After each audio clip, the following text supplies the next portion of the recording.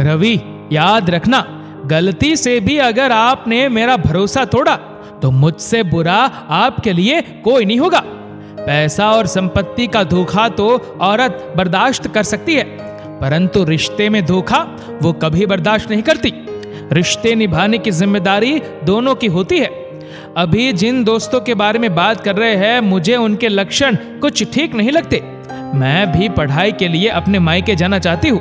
मेरे पीछे कुछ गलत हरकत मत करना, क्योंकि यहाँ रहकर तो मेरी पढ़ाई पूरी होने से रही।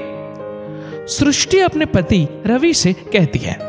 तो रवि बोला, यार अभी हमारी शादी को 2 साल ही हुए हैं और तुम अभी से मुझे खुद से अलग करना चाहती हो, और उस पर से मुझे ब्रह्मचर्य का पालन करने का तरीका देख लो। अगर मेरा मन इधर उधर भटक गया तो बाद में मुझे दोष मत देना। तभी सृष्टि की सास आशा जी बोली, रवि ये तो गलत बात है। बहू की पढ़ाई के बीच में तुमने शादी की जिद की तो उसने तुम्हारी बात मान ली।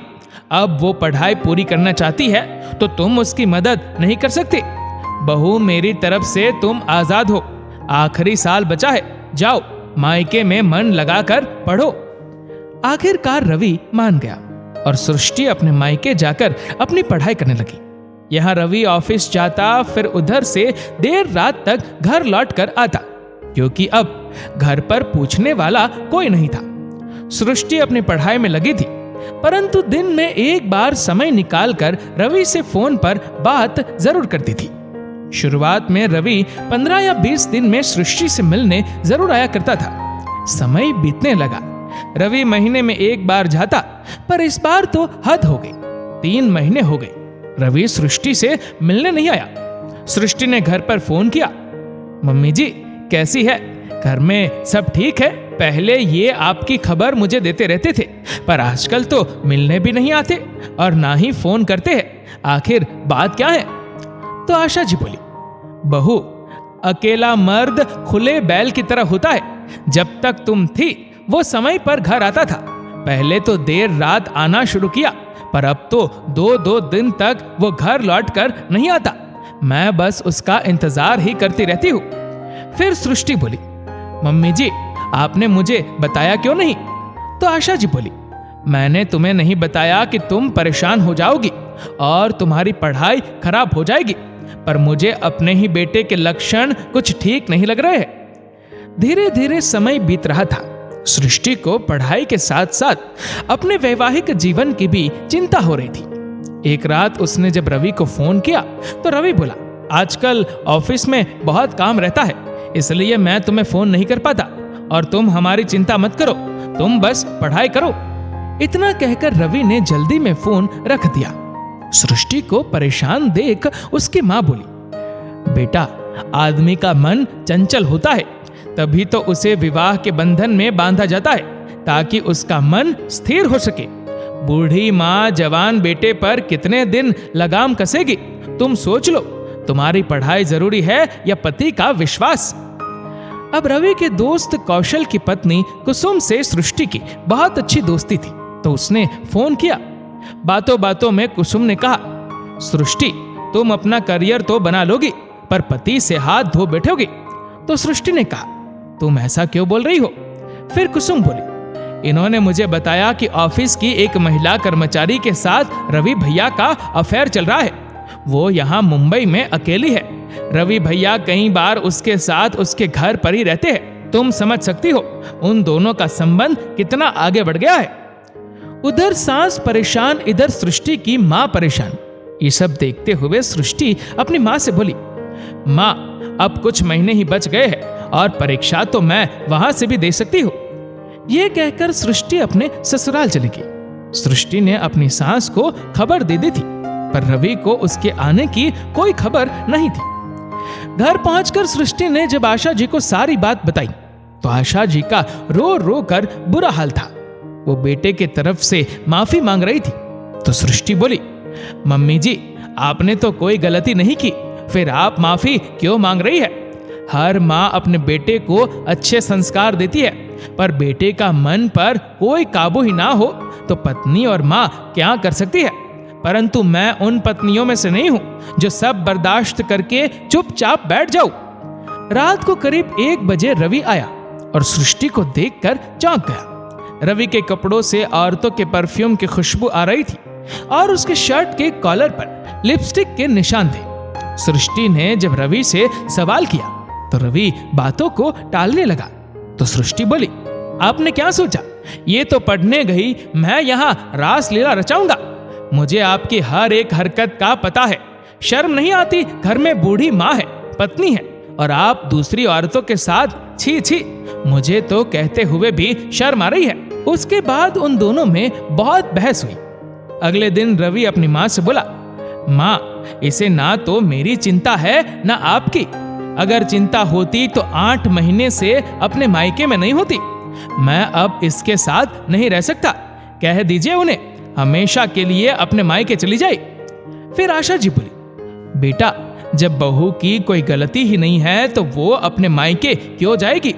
गलती तो तुमने की है, जो तुमने उसे धोखा दिया। तो रवि बोला, बेटे से ज्यादा आपको बहू प्यारी हो गई है। अगर मैं आपको छोड़कर चला गया तो सोच लो बुढ़ापे का सहारा कौन बनेगा? तभी सृष्टि बोली, ईमानदारी से रिश्ता निभाने की जिम्मेदारी क्या बस औरतों की है? आपने रिश्ते की पवित्रता नहीं समझी तो आपके गंदे हाथों का सहारा भी हमें नहीं चाहिए। फिर रवि बोला, अगर मैं छोड़कर चला जाऊं तो तुम लोग सड़क पर आ जाओगे। इतना कहकर गुस्से में वो चला गया। घर के कागजात और घर में जितने भी कैश और जेवर थे, सृष्टि ने वो सब बैंक के लॉकर में रख दिया, जिसमें उसकी सास ने उसका पूरा सहयोग दिया। अगले दिन रवि जब घर पर लौट कर आया और उसे पैसों की जरूरत पड़ी तो अलमारी में 1 पैसा नहीं मिला। उसने सृष्टि के साथ बहुत झगड़ा किया, फिर ऑफिस चला गया। सृष्टि ने रवि के बॉस की पत्नी को फोन करके अपनी सारी आप बीती बताई और कहा कि अपने घर का मामला समझकर इसे सुलझाए, बात फैलनी नहीं चाहिए। उन्होंने भी सृष्टि का साथ दिया और रवि की महिला सहकर्मी के साथ बात की तो उसे भी अपनी गलती का एहसास हुआ। जब रवि देर रात घर लौटा तो सृष्टि ने दरवाजा नहीं खोला। गुस्से में रवि आग बबूला हो गया। फिर वो अपनी प्रेमी महिला सहकर्मी के घर गया तो उसने भी अपने घर में उसे रखने से इनकार कर दिया। रवि सब समझ गया कि ये सब सृष्टि कर रही है। अगले दिन जब रवि ऑफिस पहुंचा तो उसके बॉस ने उसे बुलाकर बहुत डांट फटकार लगाई और महिला कर्मचारी का ट्रांसफर दूसरे शहर में कर दिया और रवि को 15 दिन के लिए सस्पेंड कर दिया गया। रवि थका घर लौट आया।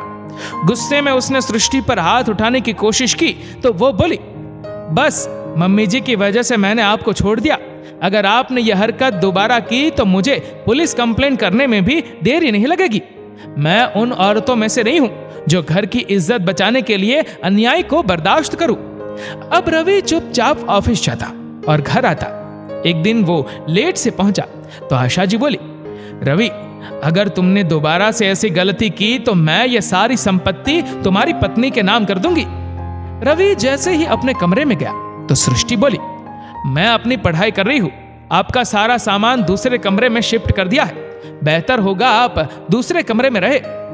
अब धीरे धीरे रवि को एहसास हुआ कि उसने बहुत बड़ी भूल की, जो सबका भरोसा तोड़ा। उसने हाथ जोड़कर सृष्टि और अपनी मां से अपनी गलती के लिए माफी मांगी और दोबारा से ऐसी गलती नहीं होगी ये वादा किया। जब कभी रवि सृष्टि के नजदीक जाना चाहता तो सृष्टि कहती, रवि बाबू, टूटा हुआ विश्वास इतनी जल्दी नहीं बनता। मुझे थोड़ा वक्त चाहिए।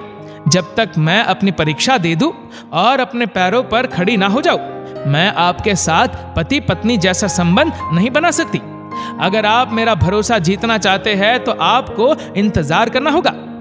समय बीता। सृष्टि अपनी परीक्षा में उत्तीर्ण हुई और समय रहते ही उसे एक अच्छे से कॉलेज में टीचर की नौकरी मिल गई। इधर रवि के दोस्त रवि से कहते, तुम्हारी किस्मत अच्छी है कि बीवी ने बस तुम्हें वार्निंग देकर छोड़ दिया, वरना दूसरी औरतें तो समाज में इतना बदनाम करती है कि मुंह दिखाने लायक नहीं रहते।